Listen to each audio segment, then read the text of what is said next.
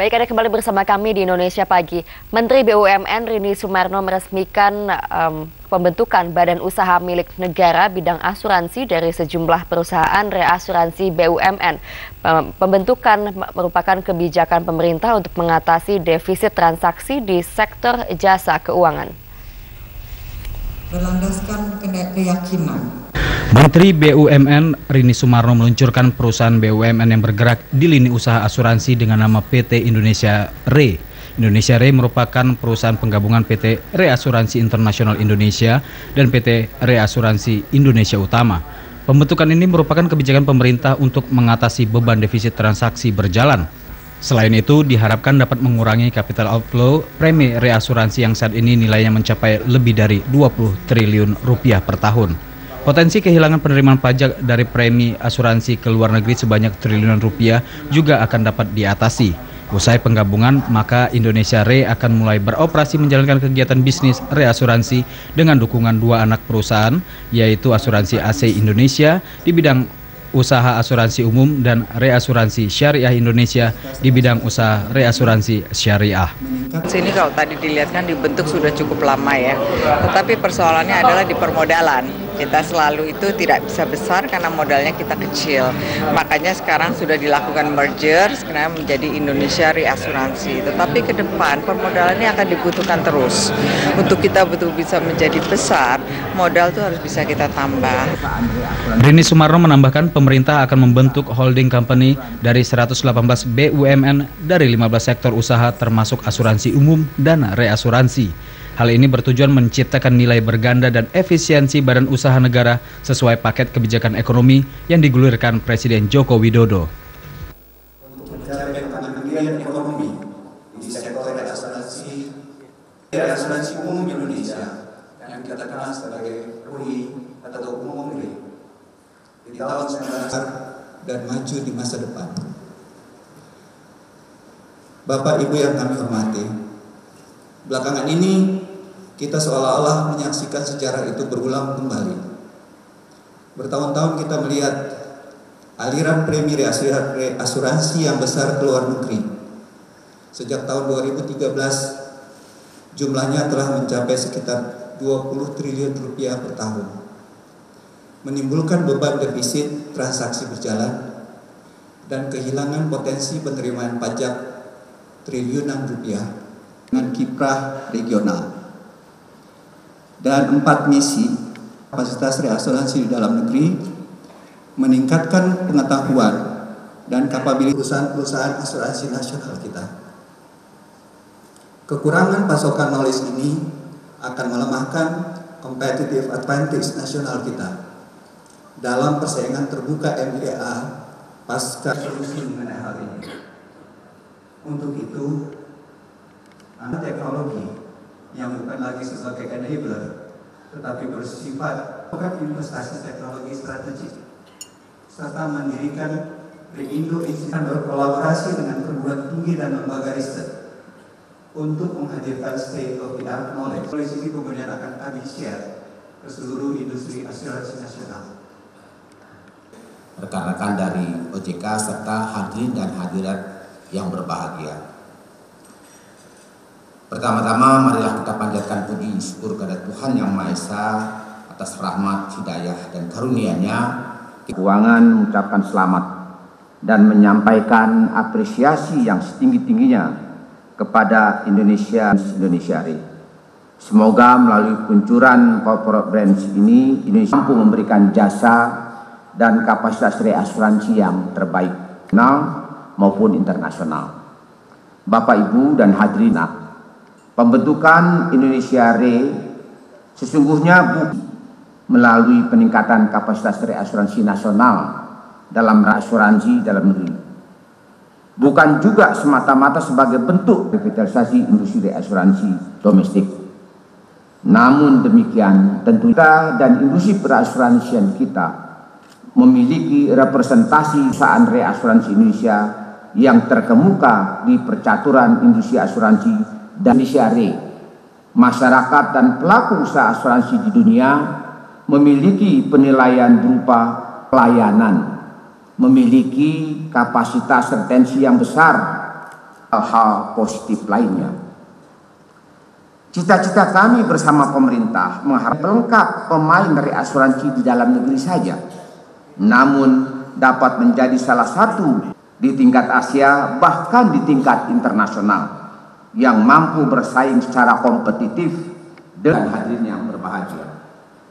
Untuk mencapai tujuan dan cita-cita keberadaan dari Indonesia Re, perusahaan perasuransian terhadap Indonesia Re perlu saling bahu-membahu dalam mendorong tantangan yang ada di depan adalah terkait dengan melakukan melalui kepemilikan dukungan reasuransi bagi perusahaan asuransi. Dukungan reasuransi merupakan urgensi yang harus diperoleh dengan risiko bagi seeding company dalam penyebaran risiko pertanggungan atas sebuah perusahaan asuransi dalam mendukung pembayaran klaim kepada tertanggung asuransi dan reasuransi dalam negeri melalui kewajiban kepemilikan dukungan reasuransi, sebagaimana diketahui bahwa OJK telah menerbitkan Peraturan OJK Nomor 14 Tahun 2015 tentang retensi sendiri dan dukungan reasuransi dalam negeri. Perlu kami sampaikan kembali bahwa optimalisasi kapasitas dalam negeri merupakan bagian dari prudential, supervisory, dan regulatory framework yang sangat berkaitan erat dengan kondisi kesehatan keuangan. Kami selaku regulator juga meyakini bahwa industri perasuransian nasional kita memiliki tanpa adanya semangat optimalisasi penggunaan kepada upaya dari industri perasuransian nasional untuk mau belajar. Dengan demikian, kapasitas yang kita miliki tidak termanfaatkan POJK tentang retensi sendiri dan dukungan reasuransi baru dapat dilihat pada pemanfaatan kapasitas asuransi dan reasuransi dalam negeri. Tentunya merupakan konsen asuransi dan perusahaan reasuransi agar benar-benar menjalankan fungsi. Namun perlu kami sampaikan beberapa data penting terkait. Berdasarkan catatan sementara kami, premi reasuransi yang telah mencapai lebih dari 15 triliun. Jumlah ini mengalami kenaikan sebesar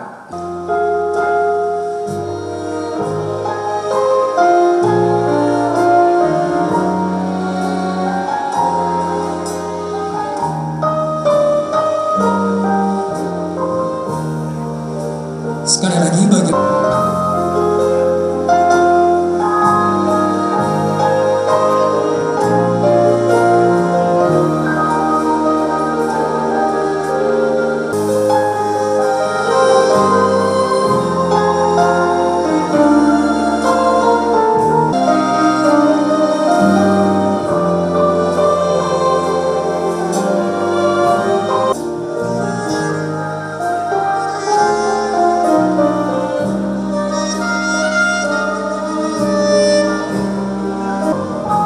ucapkan terima kasih kepada Ibu Rini Sumarno. Kami mohon untuk tak berada di panggung.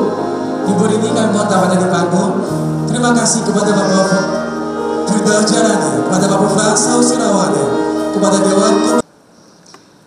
Berdasarkan filosofi bahwa BUMN berlandaskan keyakinan bahwa BUMN akan dapat melakukan peranannya sebagai motor pembangunan nasional dengan berbagai kekuatan yang dimiliki, dengan nilai kekayaan lebih dari 5.000 triliun. Bila ini semua dapat disatukan, Kementerian BUMN mendorong BUMN melakukan konsolidasi, terutama dengan pembentukan holding company, agar kekuatan yang besar tadi dapat difungsikan dan disinergikan untuk peningkatan efisiensi dan penciptaan nilai berganda. Para hadirin sekalian, pada saat ini seluruh 118 BUMN yang kita miliki sedang mempersiapkan diri membentuk holding companies yang terdiri atas 15 sektor usaha. Di antaranya Ibu di sini aja ya. Tolong diambil.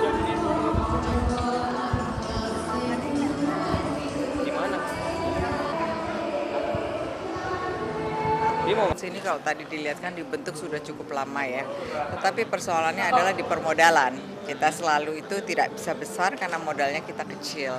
Makanya sekarang sudah dilakukan merger, sekarang menjadi Indonesia Re Asuransi. Tetapi ke depan permodalannya akan dibutuhkan terus.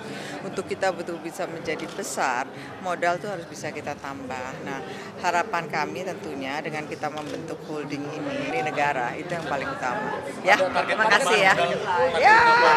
Ya kan masih tahun ini baru beberapa ya, insya Allah akhir tahun depan lah. Ya, nggak tahu masih dalam proses. Yes. Kemarin ke Myanmar ya, kami bertemu dengan Ibu Aung Suu Kyi ya, kemudian kita ketemu dengan para menteri. Kami melihat potensinya cukup besar untuk dapat bekerja sama. Mereka adalah negara yang baru mulai membangun badan usaha mereka, badan usaha milik mereka itu kebanyakan itu dalam keadaan merugi. Sehingga mereka sangat berharap bagaimana dapat bekerja sama seperti di bidang semen, telekomunikasi, kemudian pelistrikan karena mereka posisi elektrifikasinya masih sangat rendah, kira-kira hanya 37%. Jadi mereka ingin bagaimana dapat bekerja sama dan tentunya bagaimana Indonesia juga ada membantu mereka dalam capacity building. Kami melihat bahwa untuk kami badan usaha milik negara, kami melihat bahwa opportunity-nya cukup besar di sana. Salah satunya kami sekarang juga ikut tender untuk Pertamina sehingga kita bisa membuka SPPU di sana dan mengembangkan usaha retail bensin di Myanmar. Apanya? Kita bidding sekarang kan mereka tenderkan ya siapa yang bisa melakukan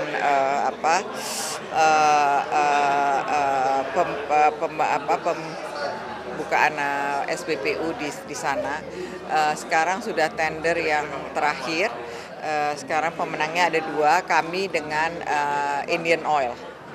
Jadi moga-moga lah, mohon doanya juga lah Pertamina bisa yang menang. Telekomunikasi kita sekarang sudah ada internet ya.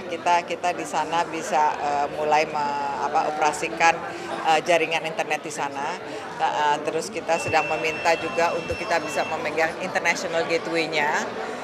Dan melihat kemungkinan untuk kita masuk ke mobile phone di sana juga. Ya, Telkom Internasional, mereka sudah ada di sana. Dan BNI sudah ada rep juga di sana, sudah membuka representative office. Kami harapkan juga bagaimana kemungkinannya untuk bisa menjadi branch. Karena mereka juga mengharapkan belajar dari Indonesia mengenai pembiayaan di bidang microfinance. Jadi banyak sekali potensinya. Salah satu juga asuransi potensinya. Ya, terima kasih.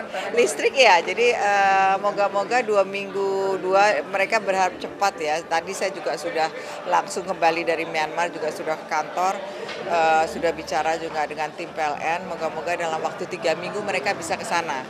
Karena harapan mereka pertama adalah bagaimana mereka bisa minta PLN untuk melakukan position audit. Jadi karena mereka punya power plant juga banyak yang sudah tua-tua dan bagaimana mungkin tim maintenance PLN bisa membantu ke sana. Kemudian kemungkinan kami harapkan lewat anak usaha membuat joint venture kemungkinan. Karena mereka juga berharap, karena mereka gasnya cukup besar, mereka juga memberikan indikasi lah bahwa kalau mau juga kita mengembangkan sumur gas di sana, dan juga mereka berharap bisa belajar dari Indonesia mengenai proses LNG. Dasarnya politik dan keamanan sudah menjamin. Kelihatan sih ya, kalau kami melihat mereka mengatakan bahwa keamanannya sekarang terjamin ya. Kami juga menanya dengan dubes yang kami yang di sana yang sudah 3 tahun, Pak Ito, dan beliau mengatakan bahwa mengenai keamanan sih sangat terjamin. Semuanya sekarang berjalan dengan lancar. Dengan pemerintahan yang baru ini kelihatan sekali, memang kelihatan sekali, cepat sekali, ini sangat cepat. Jadi banyak sekali investasi yang masuk seperti dari Jepang, dari Korea.